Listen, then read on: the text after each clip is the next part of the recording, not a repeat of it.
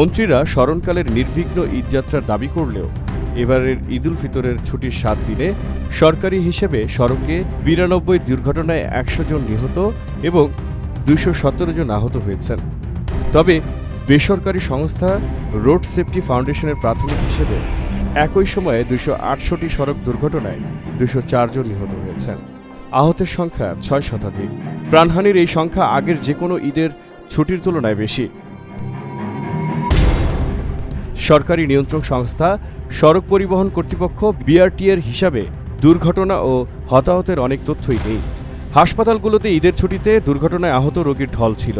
21 March রাত 2:55 ঢাকা চট্টগ্রাম মহাসড়কের কুমিল্লা সদর দক্ষিণ উপজেলার পদুয়ার বাজার রেল ক্রসিং বাস দুর্ঘটনায় 12 জন নিহত হওয়ার তথ্য এতে নেই।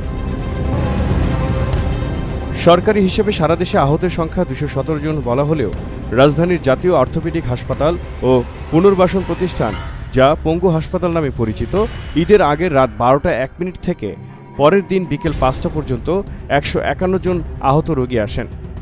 দেশের অন্যান্য হাসপাতালেও ছিল একই চিত্র। অধিকাংশ আহত রোগী মোটরসাইকেল, ব্যাটারি রিক্সা কিংবা ইজি বাইক দুর্ঘটনায় আহত।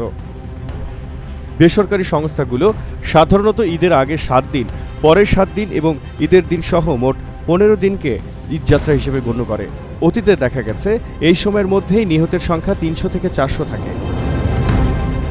যাত্রী কল্যাণ সমিতির হিসাবে গত বছরের ঈদ উল ফিতরের আগে পরে 15 দিনে সড়ক মহাসড়কে 315টি সড়ক দুর্ঘটনায় 322 জন নিহত হন। আহত হন 826 জন।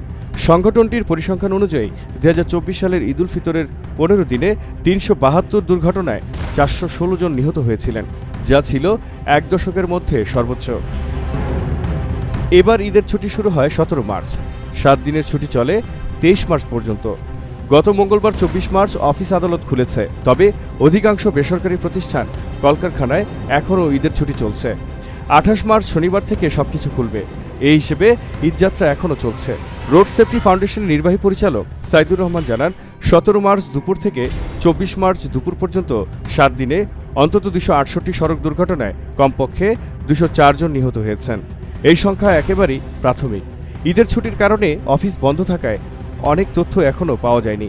স্বাভাবিক কার্যক্রম শুরুর পর আরও অনেক তথ্য আসবে, তখন বলা যাবে প্রাণহানির প্রকৃত সংখ্যা কত।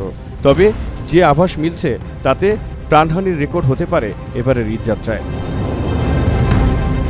বিশেষজ্ঞরা বহু বছর ধরে বলছেন, সড়ক মহাসড়কে দ্রুতগতির গাড়ির সঙ্গে পাল্লা দিয়ে ব্যাটারি রিক্সা, অটোরিকশা চলাচলের কারণে দুর্ঘটনা বৃদ্ধি পেয়েছে। এই মতামত দিয়ে তারা রিক্সা নিয়ন্ত্রণের পরামর্শ দিচ্ছেন। কিন্তু 24 সালের 5 আগস্টের পর রিক্সা চলাচল আরও বৃদ্ধি পেয়েছে।